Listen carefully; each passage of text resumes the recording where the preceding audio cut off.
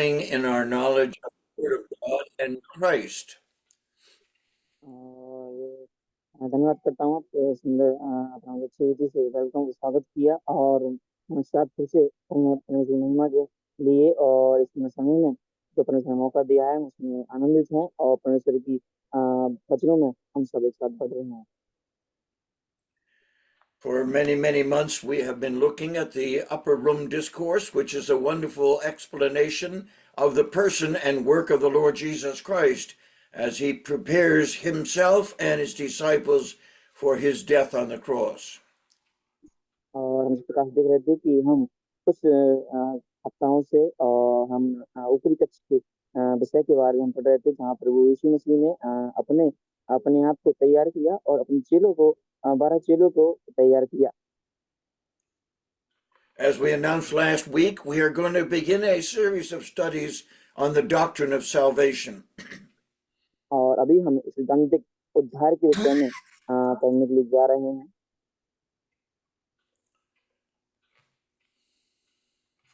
Last week, we reminded ourselves of the importance of the resurrection, that the work of the Lord Jesus Christ was only complete when he was raised from the grave and ascended back to his Father's house.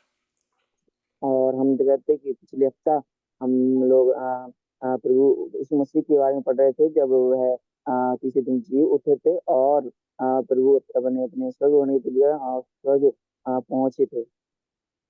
But we covered the resurrection last week because of the Easter season, but this evening we begin a series of studies on the doctrine of salvation, which entails study from Genesis to Revelation.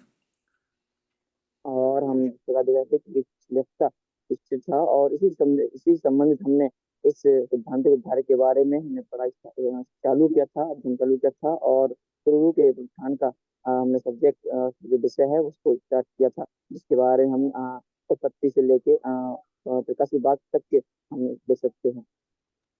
The word doctrine means the word teaching, and one of our studies, one of the purposes of our studies is to understand the teaching of the Word of God regarding the experience of salvation, which begins in Genesis chapter 3 and continues through the Word of God until Revelation chapter 21. और हम देखते हैं कि जो सिद्धांतिक उद्धार की जो शिक्षा है और जो सिद्धांतिक जो उद्धार का जो सब्जेक्ट है और एक एक एक, एक अध्ययन जो है वह गहराई विधि से प्रभु को उद्धार के बारे में जानना है जिसके विषय में हम उत्पत्ति अध्याय 3 से लेकर उसके आगे हम देखते हैं। The word salvation, which is used many times in the New Testament, describes for us the idea of being saved from or being saved to something. And the whole work of God's salvation involves so many different aspects. और हम देखते हैं कि जो परमेश्वर जो उद्धार का जो शब्द है वह हम नए नियम में कई बार देखते हैं जिसको परमेश्वर ने कई बार हमको पूछता है और उसको प्रस्तुत करता है नए नियम में। To review in just a few sentences, we understand that the need for salvation came because of what happened in the Garden of Eden, and it is explained in terms of the person and work of the Lord Jesus Christ, and it is applied in the lives of those who believe the gospel. और हम देखते हैं कि क्या होता है जब एक व्यक्ति धो पाता है और जो घटना आदम की वाटिका में घटी थी जो आदम हब्बा के समय में उससे संबंधित हम देखेंगे और जब वो कैसे एक विश्वासी जो उसमें से विश्वास करता है उसके जीवन में लागू होती है। The idea of salvation and the work of salvation was not prompted by some unexpected experience in the presence of God, but rather it was a plan worked out before the foundation of the world. और हम जिस प्रकार देखते हैं जो उद्धार जो परमेश्वर ने हमको दिया है वो कोई साधारण सी बात या घटना नहीं है लेकिन वह जगत की उत्पत्ति से पहले परमेश्वर ने उसको तैयार किया था हम सबके लिए। So our concern is, what is the teaching of the Word of God regarding the need for man to have salvation and how God worked out that plan in every detail so it was successful in every aspect. और हम देखते हैं क्या जो उद्धार की शिक्षा है वह क्या है, उस बारे में हम देखेंगे उसकी क्या जरूरत है उद्धार की, और क्या किन किन जिन क्षेत्रों में उस चीज से हम अलग बातें हैं वो सीख सकते हैं, इस बारे में हम देखेंगे। Of course, the beginning of the story of the need of man for salvation comes from Genesis chapter 3, beginning to read verse 4 through verse 11. और हम देखते हैं जब हम सच में थोड़ा सही है कि जब हम देखते हैं कि एक मनुष्य को उद्धार की जो कब होती है और कैसे होती है, उसकी जो एक इसको जो एक रचना है वह हम उत्पत्ति अध्याय 3 में जो शुरू होती है उसमें हम देख सकते हैं। Is there somebody that will read those verses? कोई भाई हम पढ़ दे उत्पत्ति uncle genesis chapter 3। Genesis chapter 3, beginning to read at verse 4 through verse 11 or 12. कोई भाई बन पढ़ दे उत्पत्ति अध्याय 3 इनका कितना से 1 से 4 तक और 11 and 12 अंकल, और 11 और 12। यहोवा परमेश्वर ने जितने बैनुल पशु बनाए थे उन सब में सर्पदूत था। उसने स्त्री से कहा, क्या सच है कि परमेश्वर ने कहा है तुम इस वाटिका के किसी वृक्ष का फल न खाना? स्त्री ने सर्प से कहा, इस वाटिका के वृक्ष के फल को हम खा सकते हैं, पर जो वृक्ष वाटिका के बीच में है उसके फल के विषय में परमेश्वर ने कहा है कि ना तो तुम उसको खाना और ना उसको छूना, नहीं तो मर जाओगे। एंड 11 और 12 ना 11 और 12। यस यस उसने अभी 11 और 12 पढ़ना है ना? जी जी। उसने कहा, किसने तुझे बताया कि तू नंगा है?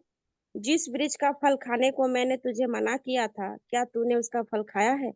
आदम ने कहा, जिस स्त्री को तूने मेरे संग रहने को दिया है उसी ने उस वृक्ष का फल मुझे दिया और मैंने खाया।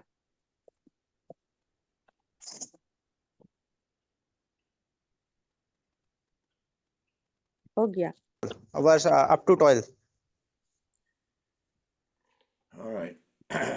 We need to understand that this verse, this chapter, is an important chapter to begin the subject of the doctrine of salvation. और ये हमको समझ ओके बेटा कंटिन्यू। और हमको ये समझना है कि जो हमारा जो उत्पत्ति 3 अध्याय 1 से 12 तक जो वचन है वो बहुत जरूरी वचन है उद्धार का विषय को हम शुरू करने के लिए। There are 3 questions that we will look at as we go through the doctrine of salvation, beginning in Genesis chapter 3 and continuing on through the work of the cross and then the description of salvation found in the epistles. और जब हम देखते हैं कि इस जो उत्पत्ति से 3 अध्याय का उसका हम 3 वचन को देखते हैं, 3 वचन से लेके प्रभु यीशु मसीह के क्रूस पर चढ़ाए जाने तक का ये हमारा पहला बिंदु है जो हम उद्धार के विषय में देखते हैं। The 3 questions that we want to answer are these. What happened when Adam sinned? Second question is, what happened when Christ died? And the third question is, what happened when somebody believes? और हम देखते हैं जो 3 प्रश्न हमारे सामने आते हैं कि क्या होता है जब आदम इस धरती पे आया, और क्या होता है जब प्रभु यीशु मसीह क्रूस पे चढ़ाए गए, और क्या होता है जब हम उस पर विश्वास करते हैं। The Bible is very clear that the action of Adam, particularly, as well as Eve, set the stage for a worldwide, ages-long responsibility of God to deal with sin. और हम जानते हैं कि हम देखते हैं जो आदम और हव्वा है उन्होंने जो किया उसके कारण उनको जिम्मेदारी मिली पूरा युगानुयुग तक कि कैसे प्रभु के साथ जुड़े रहें और कैसे वो पाप में दाखिल हुए थे। We need to understand that Adam is a unique individual because what he did in partaking of the tree of the knowledge of good and evil is that he sinned against the command of God. He was disobedient. और हम देखते हैं, हम जानते हैं कि आदम इस दुनिया पे बहुत अनोखा व्यक्ति है, क्योंकि जब प्रभु यीशु मसीह ने उसको जो काम करने के लिए मना किया था, उसने वही काम किया कि अच्छे और भलाई और बुरे का जो ज्ञान का पेड़ का फल है उसने उसको खाया। Romans chapter 5 and verse 12 is the amazing verse from Paul's pen to the Romans regarding this event that is described in Genesis chapter 3. और हम देखते हैं रोमी उसका 5 अध्याय उसका 12 वचन में कि वहाँ पे पौलुस बोलते हैं, पौलुस ने वचन लिखा हुआ है उत्पत्ति 3 अध्याय का 3 वचन के बारे में यहाँ पे। That verse says, wherefore, as by one man sin came into the world, and death by sin, and so death passed upon all men, all have sinned.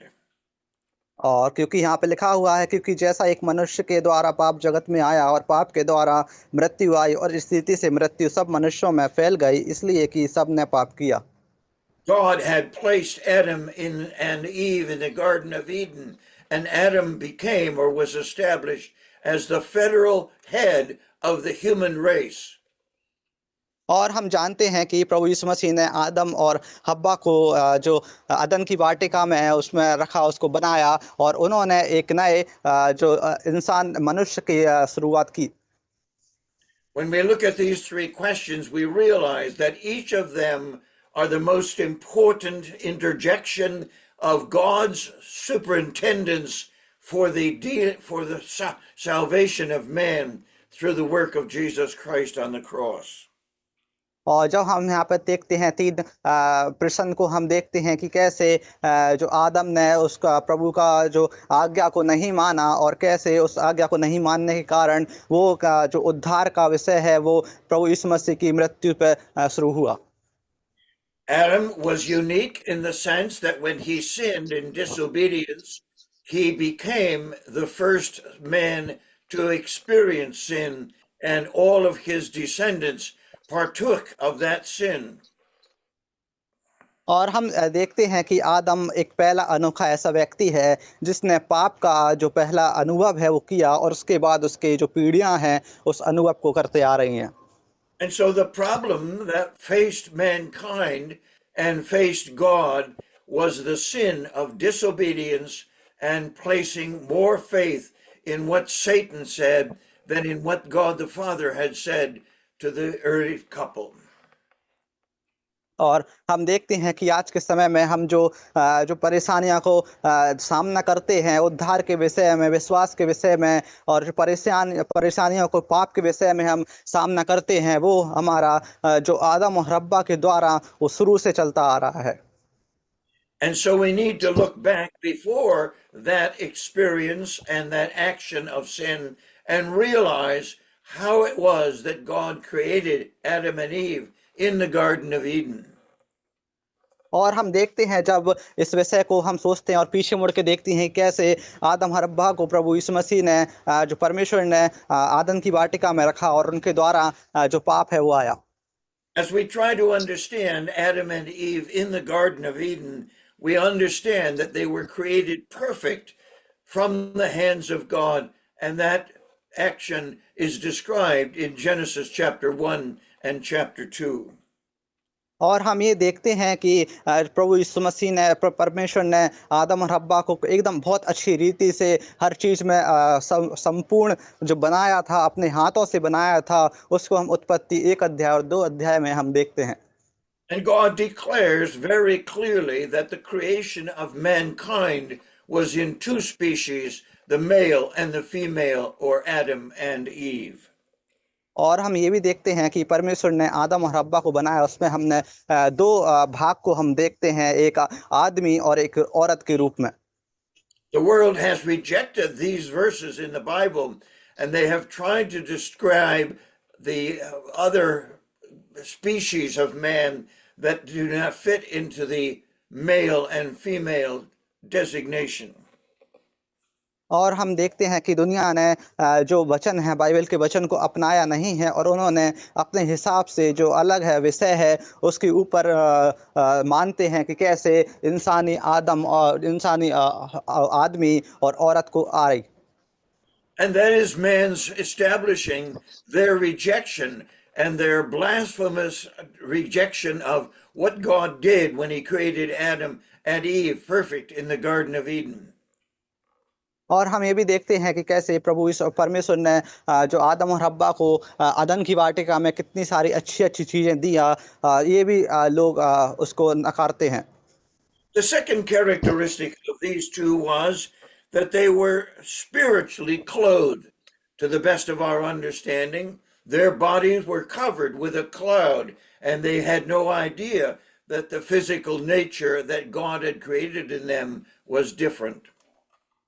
और हम ये देखते हैं कि ये परमेश्वर ने जब उनको बनाया तब उनको अपने बारे में नहीं पता था कैसे उनका शरीर है और कैसे उनका शरीर दिखता है और क्या उनका खूबियां हैं, उनको नहीं पता था। And thirdly, God established Adam and Eve as male and female in order that they would have a level of fellowship not only with each other, but with God himself. And so he made man in his own image. और हम ये भी देखते हैं कि परमेश्वर ने जो आदम और हव्वा को अपने ही स्वरूप में आदम को अपने ही स्वरूप में बनाया और आदम और हव्वा को उन्होंने एक दूसरे के लिए इसलिए बनाया ताकि वो लोग संगति करने पाए, और जब परमेश्वर उनसे मिलने आते तो वो भी उनके साथ संगति करने पाए। And one of the things we learn about the creation is because it was created in the image of God and God is spirit, therefore the characteristic of likeness to God must have been in his tripartite character. और हम ये भी देखते हैं कि परमेश्वर ने जब आदम को बनाया तो उन्होंने अपने स्वरूप में बनाया, लेकिन परमेश्वर तो एक आत्मा है, तो उन्होंने अपने आत्मा का जो स्वरूप है और उसके ऊपर जो आदम की सृष्टि की। Adam and Eve were created with a body, with a soul, and with a spirit. और आदम और हव्वा का को परमेश्वर ने बनाया पुतले में आत्मा को डालकर। The body allowed him to experience fellowship with his wife and eventually with his sons. और हम देखते हैं कि जो शरीर है उस शरीर को इसलिए बनाया ताकि वो जो महसूस करने पाए अपनी जो आने वाली पीढ़ियों को, अपने बच्चों को, अपनी पत्नी को। The soul of man also was tripartite, that is, three ingredients that made up his personality. और हम देखते हैं उसकी जो आत्मा है वो 3 तरीके से बनाई गई है ताकि उसकी जो वास्तविक रूप है वो 3 तरीके से उसका निखरता है। Those 3 ingredients that made up the personality of Adam and Eve still exist in us, and we are born with a soul, and that involves mind, the capacity to think, emotions, the capacity to feel, and a will, the capacity to decide. और हम देखते हैं जो 3 चीज़ें हैं आदम और हव्वा के द्वारा आज भी हमारे अंदर है, जैसे हम सोचने की क्षमता और जो डिसीजन लेने की क्षमता और हमारी जो अंदरूनी हिम्मत है और हमारी आत्मा है, आत्मा के साथ हम जन्मे हैं, उससे हम आदम और हव्वा की वजह से ऐसा होता है। So the body was the capacity for man to have fellowship with each other. और जो शरीर है आदमियों का वो जो एक दूसरे के साथ संगति करने के लिए जो है। So the soul, mind, emotion, and will made it possible for the man to have fellowship with himself.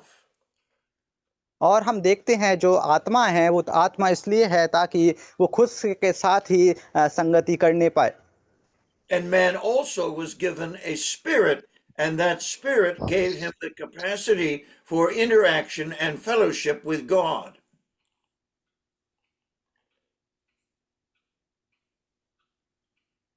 और जो आत्मा है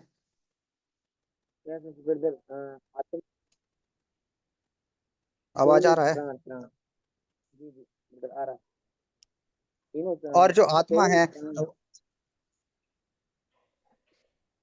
और हमारी जो आत्मा है वो इसलिए है ताकि हम प्रभु के साथ संगति करने पाए और परमेश्वर के को हम देखने पाए और उसके साथ हम रहने पाए। And so the Bible is very clear that when sin came into the world through Adam and through Eve, that there was a dramatic change in the nature and character of man's being.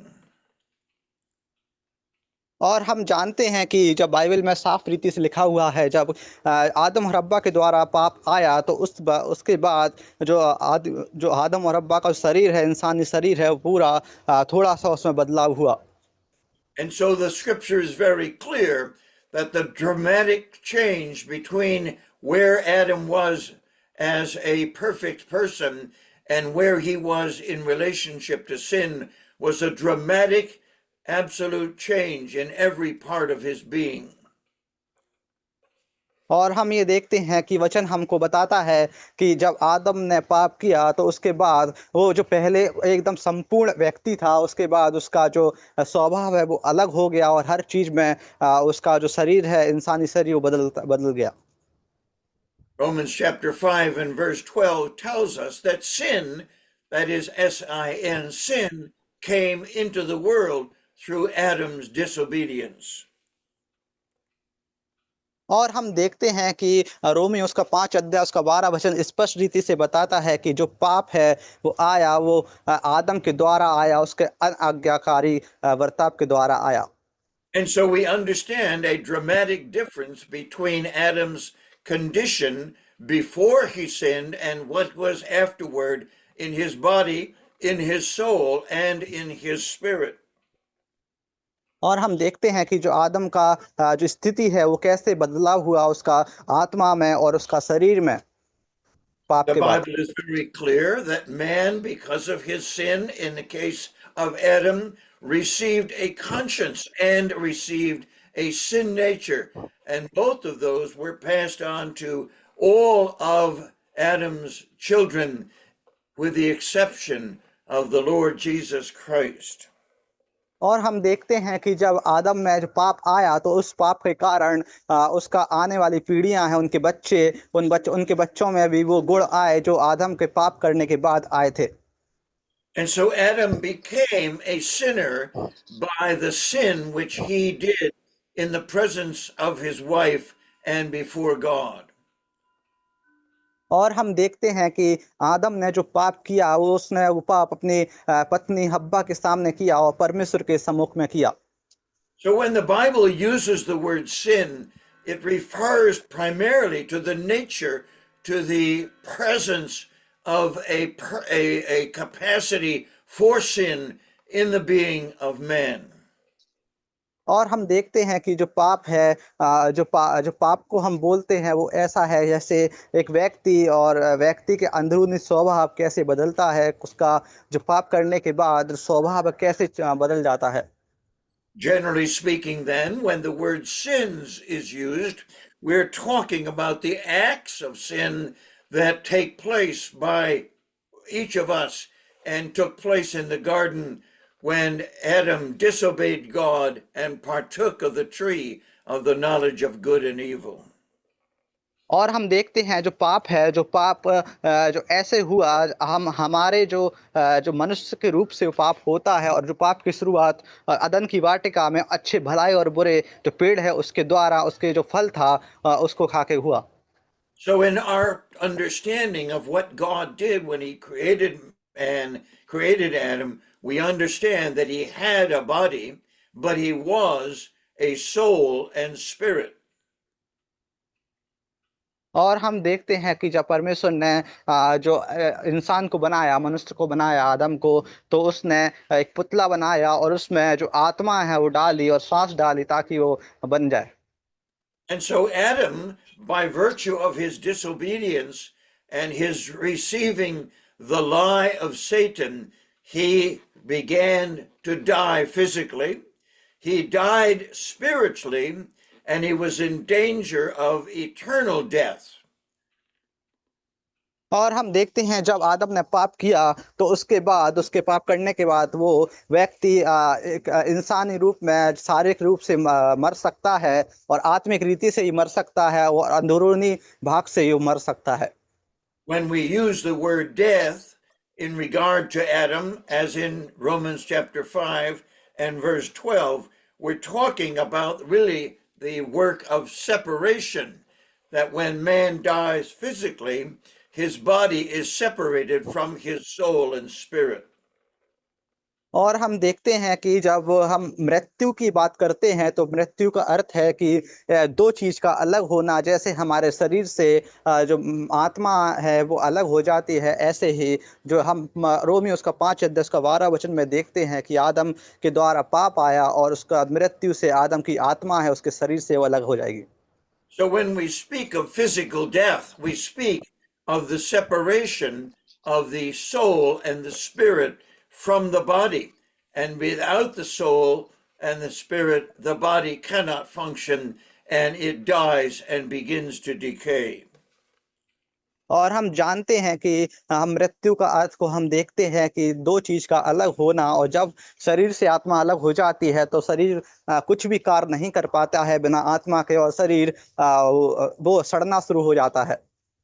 And so the change that took place, the instant Adam acted in disobedience and rebellion against God, affected the 4 or 5 things that we've already described Adam as consisting of before God. और हम देखते हैं जब आदम ने पाप किया तो उसके तुरंत बाद ये जो बदलाव है वो शुरू हो गए, और उसके बाद हमने 5 चीज़ों को भी देखा कि कैसे इंसानी शरीर पाप करने के बाद कैसा होता है, और वो वैसा ही होता चला गया उसका स्वभाव भी। And so the scripture reveals to us that Adam was perfect in the presence of God before he sinned, and he became a sinner by that act of disobedience. और हम देखते हैं कि परमेश्वर के सम्मुख जब परमेश्वर ने आदम को बनाया तो एकदम संपूर्ण व्यक्ति था, उसमें कोई भी कमी नहीं थी। लेकिन जैसे ही उसने पाप किया, परमेश्वर की आज्ञा को नहीं माना, उसके बाद वो उसका पूरा स्वभाव बदल गया और उसका जो संपूर्णपन है वो भी खत्म हो गया। Adam is described as being spiritually clothed by a cloud of glory, and when he sinned, he became naked, spiritually naked, and of course, physically naked as well. और हम देखते हैं, हम जानते हैं कि जब आदम ने पाप नहीं किया था तो उस समय वो परमेश्वर का जो महिमा से का सबसे जाना वो करीब व्यक्ति था। लेकिन जैसे ही पाप किया उसके बाद वो आत्मिक रीति से नंगा हो गया, और हाँ, वो शारीरिक रूप से भी नंगा हो गया। And Genesis chapter 3 is remarkably accurate in describing the condition that Adam moved from a place of fellowship with God to a place where he was alienated and separated from the presence of God and was driven out of the Garden of Eden. और हम देखते हैं कि जब आदम ने पाप किया तो उसके बाद परमेश्वर ने उसको अदन की वाटिका से निकाल के एक ऐसी जगह में छोड़ दिया जहां दुख और पीड़ा और जो दुख था, और परमेश्वर ने उसको और वो परमेश्वर की संगति से अलग हो गया। And then we learn that Adam and Eve, before sin came into the world, lived in innocence and had not experienced sin or the results of sin until they disobeyed God and partook of the tree of the knowledge of good and evil. और हम देखते हैं कि आदम के फल खाने से पहले पाप क्या होता है नहीं पता था, और कैसा स्वभाव था आदम का, एकदम संपूर्ण व्यक्ति था, ऐसा हम देखते हैं। लेकिन पाप करने के बाद, अच्छाई और बुराई का पेड़ का फल खाने के बाद पूरा उसका स्वभाव सब बदल गया। And so the decision of Adam in his mind to partake of the tree of knowledge of good and evil moved him from a place of innocence to a place of self-consciousness. And that condition still exists in all the children of Adam, with the exception of the Lord Jesus Christ. और हम ये देखते हैं कि आदम जब पाप करने से पहले उसके जो समझ थी वो मासूमियत का जो समझ थी वो था, लेकिन जैसे ही उसने अच्छाई और भलाई का पेड़ का फल खाया तो उसके दिमाग में खुद से विचार आने लगे, और खुद से विचार आने के बाद वो विचार पाप में बढ़ते गए, और उसके बाद उसके बच्चों में भी वही विचार शुरू हो गए। And so Adam moved, and God moved Adam and Eve from a place of being alive physically and spiritually to a place of being dead, that is separated from God, and the body began to decay and was going to die in due season. और हम देखते हैं कि जैसे ही आदम और हव्वा ने पाप किया तो उसके बाद आदम और हव्वा को परमेश्वर ने उस ऐसी जगह से हटा के जहाँ पे ना दुख था और ना ही मृत्यु थी, उसको दोनों को एक ऐसी जगह में भेज दिया जहाँ पे दुख है, पीड़ा है और आत्मा जो शरीर से अलग होने के बाद वो मृत्यु हो जाती है और शरीर सड़ता है, ऐसी जगह पे डाल दिया। And so, as a result of sin, Adam died, and the presence of God was taken away from him, and the promise of eternal judgment or death was promised to him. और हम देखते हैं कि जब आदम ने पाप किया और उसके पाप करने के बाद परमेश्वर ने उससे कहा कि जब मृत्यु हो जाएगी तो एक अलग एक जो मृत्यु का जो न्याय है वो होगा और सब कुछ परमेश्वर ने जो वादा है वो फिर किया। And so there is a clear distinction between Adam's situation, our situation, born some thousands and thousands of years later, and the character and nature of our Lord Jesus Christ, who came to bring us salvation. और हम देखते हैं जब आदम के पाप करने के बाद 1000 सालों बाद उसकी पीढ़ियों के बाद हम देखते हैं प्रभु यीशु मसीह इस धरती पे आए और उन्होंने जो मृत्यु को मृत्यु उन्होंने झेली और उसके बाद उद्धार इस जगत में आया। So Adam is unique in the sense that he became a sinner by his act of sin and disobedience to what God had prescribed. और हम देखते हैं कि आदम ने पाप किया और जो पाप का जो कारण था और जो पाप था वो इस धरती पे आया। And so Adam was unique among all of humanity in that he had no tendency toward sin or toward holiness. He was innocent in that sense.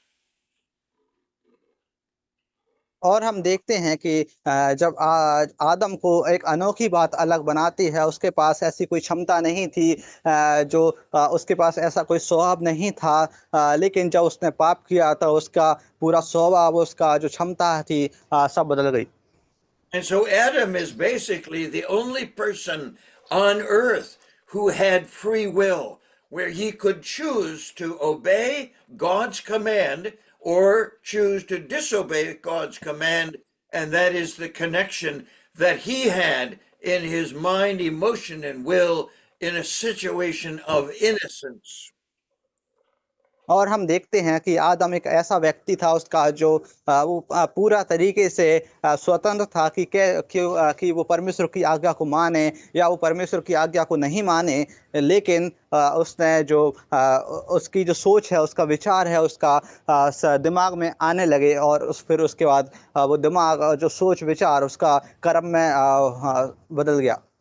And so there's a very strong difference between Adam as a created being who was perfect and innocent, and you and I who were brought into this world through our parents. और हम देखते हैं कि जो आदम है, परमेश्वर ने एकदम संपूर्ण रीति से बनाया कि उसमें कोई दिक्कत हो ना हो और उसमें कोई भी खामी ना हो, लेकिन हम लोग अपने माता पिता के द्वारा आए। And so Adam was recognizing the fact that there was a transformation inside of him as well as outside of him, and that is the issue that they discovered as a result of their sin and disobedience. और हम देखते हैं जो आदम का बदलाव था बाहर रीति से और अंदरूनी रीति से, उसके द्वारा उसका शरीर में, जैसे कि जो उसने जो पेड़ का फल खाया और उसके मन में विचार आया, उसके बाद उसने वो फल का खाया और पाप आया। And so Adam, in his innocence, had a tendency neither toward that which is good nor toward that which is evil. And he made the choice, the only person on earth that could make the choice between obedience and disobedience. और हम देखते हैं कि धरती पर सिर्फ एक ऐसा मनुष्य था, आदम, जिसके पास मौका था कि उस आज्ञा को माने या फिर आज्ञा को नहीं माने, क्योंकि जब उसने पाप नहीं किया था उससे पहले भी उसके पास सोच विचार करने का शक्ति थी कि मासूमियत रीति से कि वो पेड़ का फल खाए या ना खाए। And so, how does Adam's sin then affect us, as described for us in Romans chapter 5 and verse 12? और हम देखते हैं कि कैसे आदम का पाप के कारण हमारे जीवन में बदलाव आया और हमारा जीवन भी आदम के पाप के कारण वो बदल गया। उसको हम रोमियो उसका 5 अध्याय उसका 12 वचन में हम देख सकते हैं। And so Adam's sin, according to Romans 5:12, came into the world, and as a result of that, every person who came from Adam's loins from that day until the present received the same sin nature that Adam got by sinning against God. और हम ये देखते हैं कि जैसे आदम ने पाप किया और आदम के पाप के करने के उस दिन से लेके आज के दिन तक हमारा जीवन भी और हमारा स्वभाव भी आदम की तरह हो गया कि आदम ने पाप करने के बाद उसका स्वभाव कैसा था, हमारा भी वैसा ही स्वभाव है। And so our condition born in this world is very different from the creative act of God in making Adam as body, soul, and spirit. और हम देखते हैं कि हमारा जो स्थिति है वो आदम की स्थिति से अलग है, क्योंकि आदम को परमेश्वर ने अपने हाथों से बनाया और लेकिन हम लोग अपने माता पिता से आए। And so Adam had a choice, a tendency neither toward good or evil. And all of his descendants has a tendency only toward that which is evil, satisfying the desires of the flesh and the desires of the sin nature in our character and being.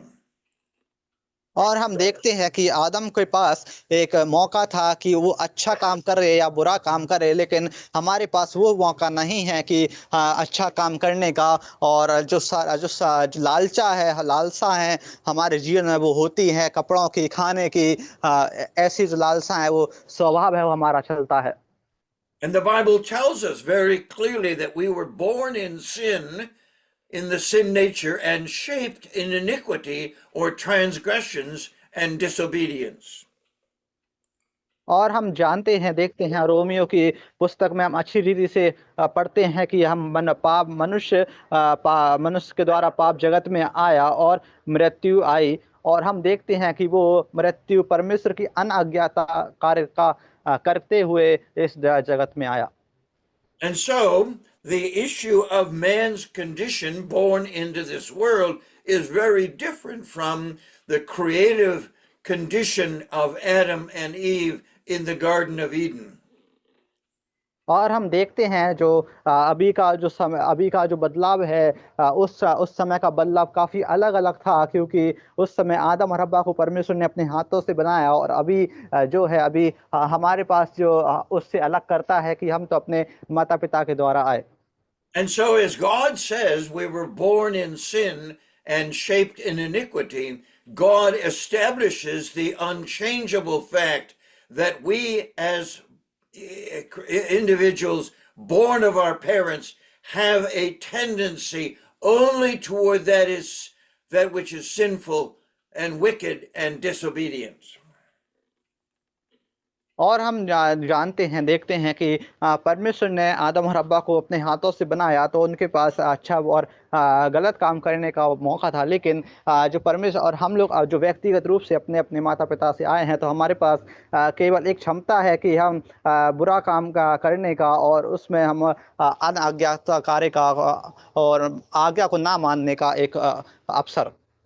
And we know from these scriptures that God designed the condition of man to be born in sin and to be shaped in iniquity, and that his whole life is a life committed to disobedience and rebellion against God, against parents, against police, against society. And man then is a sinner because he has a sin nature that drives him into sinning.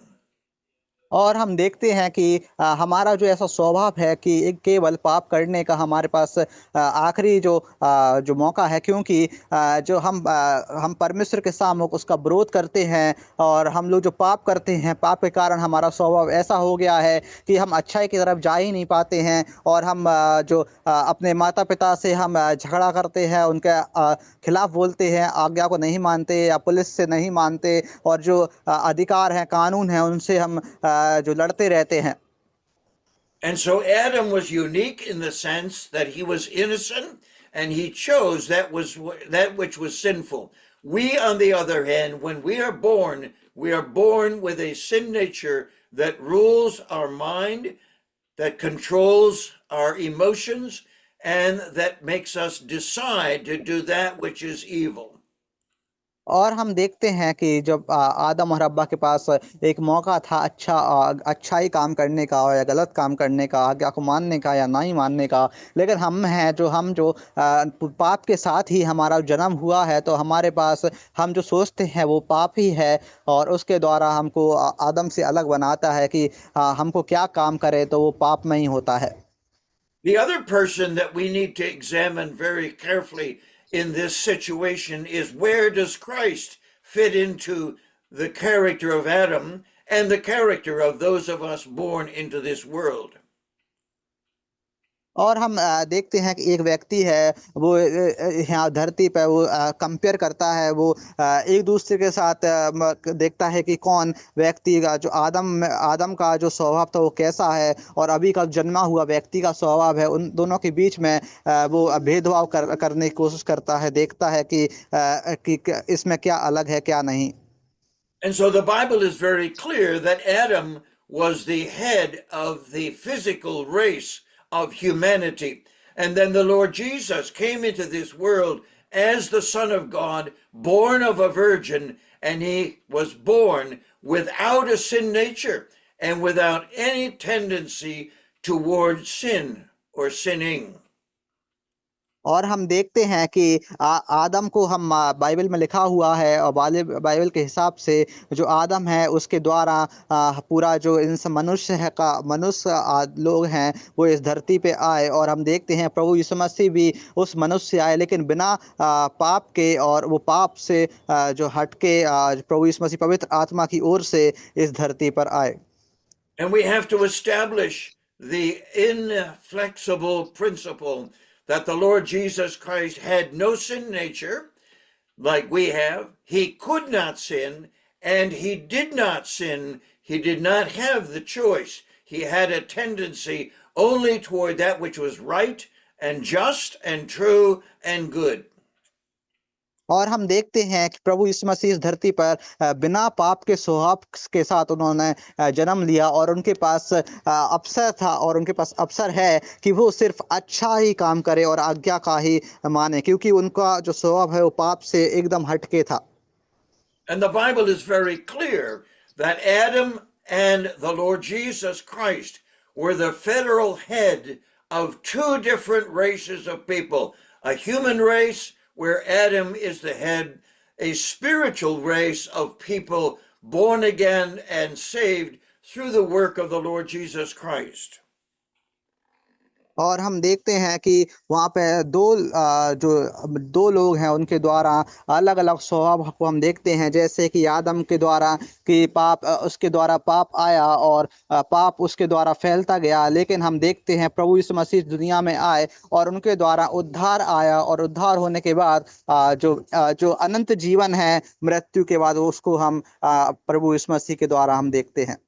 And it's amazing how mankind still seeks to challenge what God established when Adam sinned and when the Lord Jesus Christ came into this world. और हम देखते हैं कि अभी भी जो इंसानी लोग हैं वो महसूस करते हैं, वो देखते हैं और जो खिलाफ भी जाते हैं कि कैसे वो कार्य हुआ जो आदम के द्वारा पाप आया और परमेश्वर के द्वारा प्रभु यीशु मसीह के द्वारा अनंत का जीवन इस दुनिया में आया। Let me test this principle and see how inflexible it is in your thinking. If I was to ask you, how are you? How would you respond? और हम देखते हैं अभी अंकल जी आपका एक ऐसा टेस्ट लेंगे जिसमें आप देखते हो जो सिद्धांत है वो साबित हो जाएगा कि कैसे जो काम है वो कार्य है वो होता है। ऐसे अगर हम आपसे पूछे कि आप कैसे हो तो आप क्या जवाब दोगे? And when you ask your friends or your family or even people in the church, how are you? The answer that we get almost always is, I am good. और हम देखते हैं कि अब अगर आप ये प्रश्न आप किसी व्यक्ति से पूछो, जैसे अपने दोस्त से पूछो या अपने परिवार से पूछो या अपने कलीसिया के लोगों से पूछो, तो हमेशा हमको एक सा जवाब मिलता है कि हाँ मैं अच्छा हूँ। And we know from the scripture that that is a lie and that is not true to what the word of God says. और लेकिन हम देखते हैं बाइबल के द्वारा जो हमारा जवाब है वो एकदम झूठा है और वो जवाब एकदम गलत है वचन के द्वारा। The rich young ruler who came to the Lord Jesus Christ and asked, what must I do to obtain eternal life?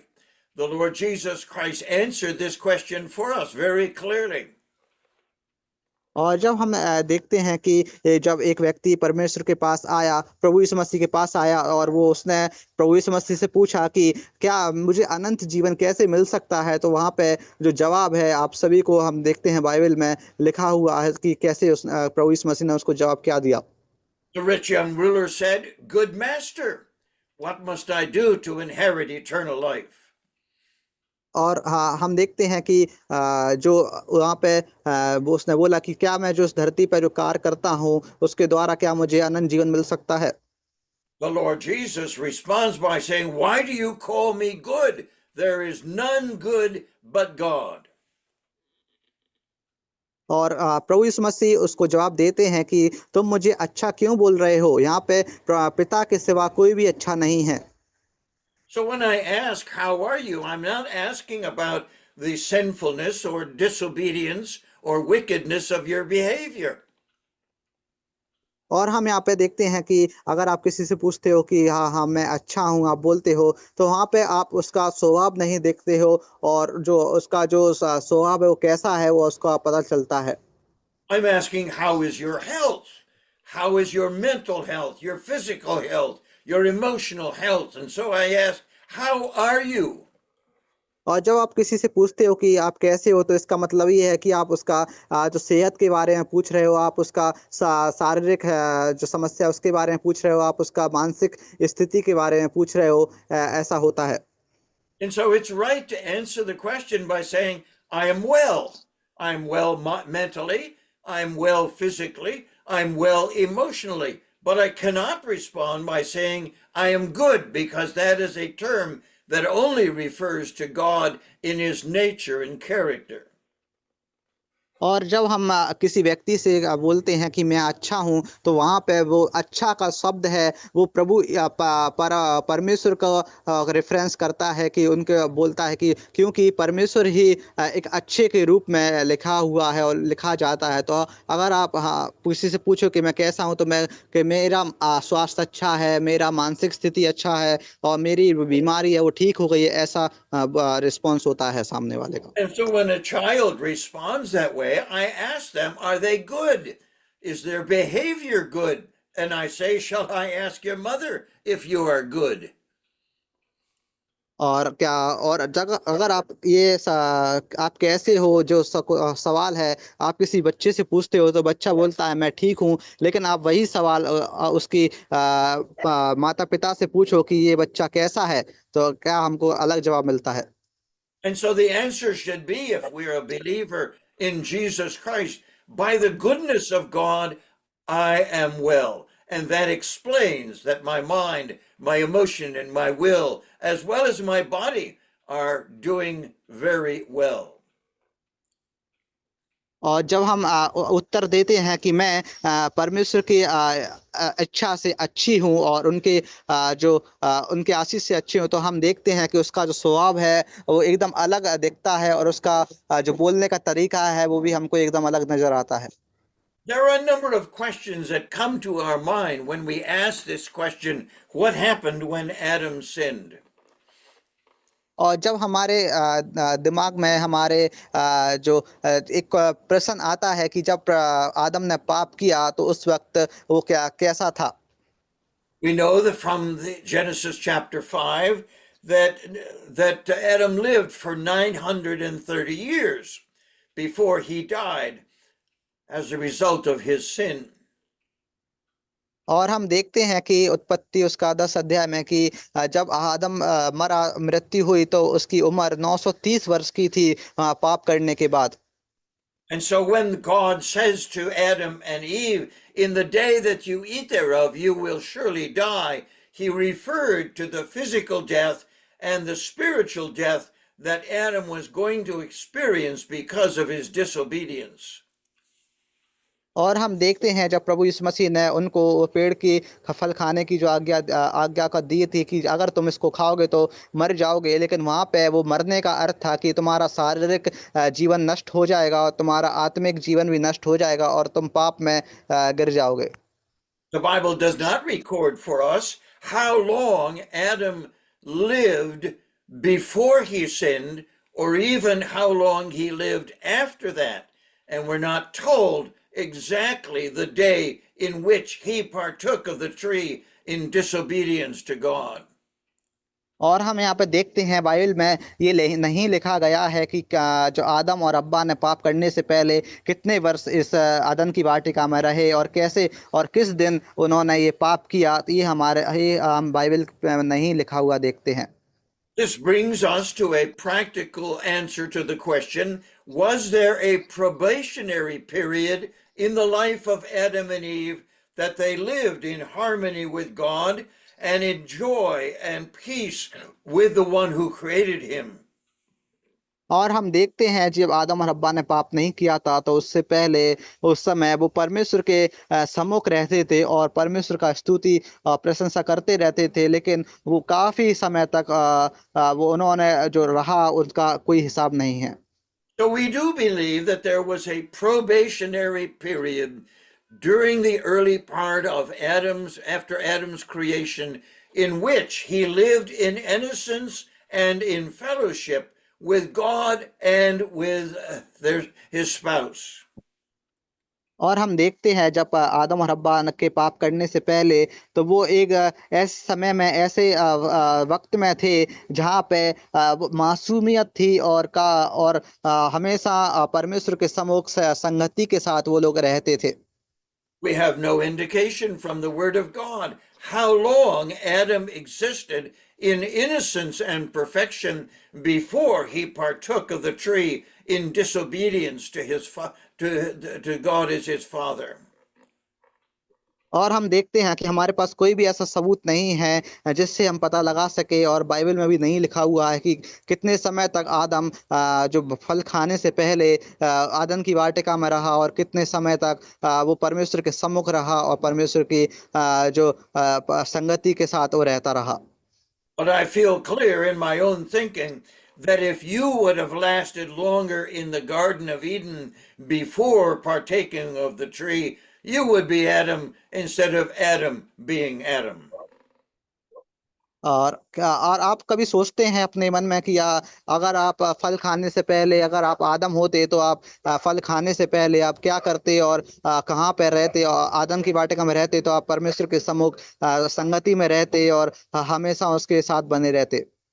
Not only would God have created Adam and Eve and given them a probationary period to live in harmony with God himself, but he also provided for the angels of God to live in absolute harmony with God in a probationary period as well. और जब हम देखते हैं आदम और हव्वा के परमेश्वर ने बनाने के बाद तो वो परमेश्वर का जो सारा अधिकार परमेश्वर का अधिकार था, और जो स्वर्गदूत थे वो आदम और हव्वा के साथ रहते थे और उनके सम्मुख आदम और हव्वा भी परमेश्वर के सम्मुख संगति में रहते थे और परमेश्वर की स्तुति करते थे। So we conclude from the teaching in the New Testament that the angels which kept not their first estate, that they were judged by God immediately, and they were enchained in darkness forever, and they are there in that prison for the angels. और हम देखते हैं कि जब हम समाप्ति की ओर हम लोग देखते हैं कि कैसे जब आदम और हव्वा ने पाप किया तो परमेश्वर ने उस पाप का उनको जो न्याय है वो हाल की हाल दिया कि तुम इस अदन की वाटिका से निकाल दिए गए हो और तुमको जो मृत्यु है वो देखनी पड़ेगी और तुम्हारा स्वभाव है वो काफी जो अलग है वो हो गया। So we understand and resolve to consider the fact that Adam and Eve lived in holiness and in righteousness, in perfection and innocence, until they partook of the tree of the knowledge of good and evil. और हम देखते हैं कि जो परिणाम था वो ऐसा है कि जब आदम और हव्वा परमेश्वर के सम्मुख रहे पाप करने से पहले तो वो आत्मिकता में, पवित्रता में और बढ़ोतरी में वो रहे, लेकिन जैसे ही उन्होंने भलाई और बुराई का जो पेड़ का फल खाया उनके बाद उनका पूरा जीवन और उनका स्वभाव सब बदल गया। Another question that, of course, comes to the fore when we look at these amazing things that played out in Genesis chapter 3, what about Satan himself? Because Satan himself was a perfect creation, and we are reminded in Ezekiel chapter 28 and Isaiah chapter 14 that Satan himself sinned by his desire to be like God. और हम देखते हैं कि हमारे दिमाग में हमारे जो एक और प्रश्न आता है कि जो शैतान है उसको भी परमेश्वर ने जो अपने एकदम संपूर्ण रीति से संपूर्ण पूरा अच्छी रीति से बनाया था और वो भी एकदम उसमें भी कोई भी खामी नहीं थी, उसमें कोई भी कमी नहीं थी, लेकिन शैतान ने भी जो अपने जो लालसाओं के कारण वो धरती पे फेंका गया और उसमें भी जो पाप है वो आ गया।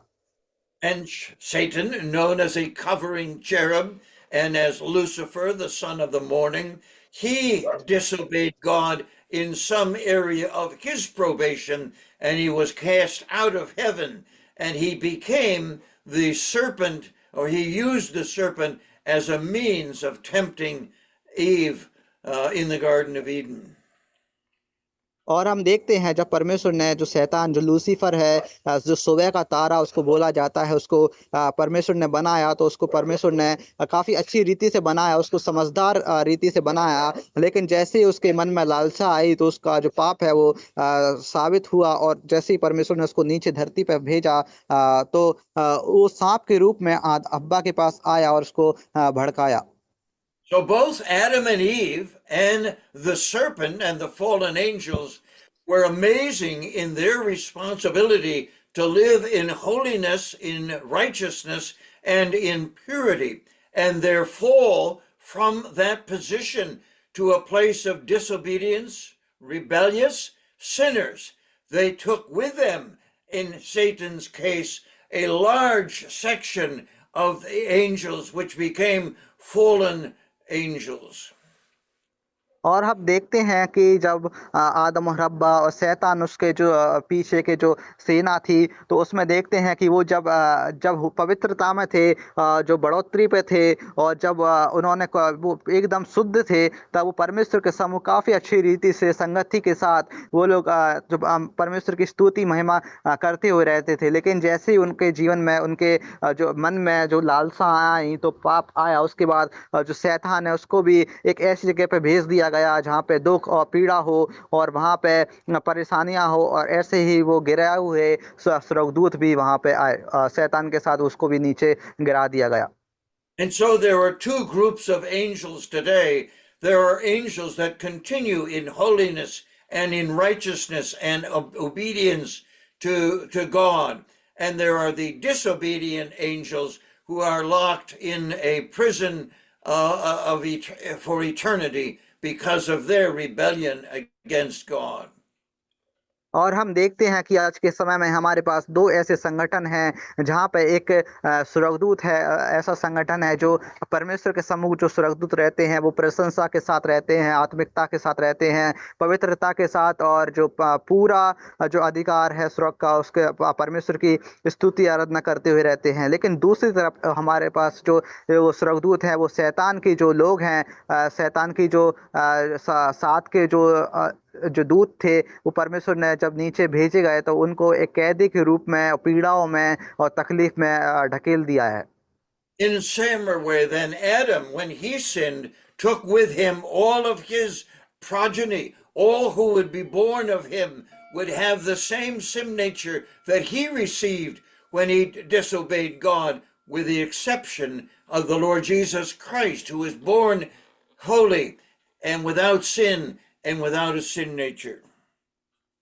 और हम यहाँ पे देखते हैं कि ऐसा ही जो आदम और हव्वा है उन्होंने भी जब पाप किया तो पाप करने के साथ उनके पास भी एक ऐसा जो उनके द्वारा जो उनके बच्चे थे और सब ने जो पाप के साथ स्वभाव के साथ उन्होंने जन्म लिया। और उसके बाद प्रभु यीशु मसीह कैसे जो उनका जो ऐसा शरीर था जिसने पाप नहीं किया था, वो बिना पाप के साथ वो जन्मे थे।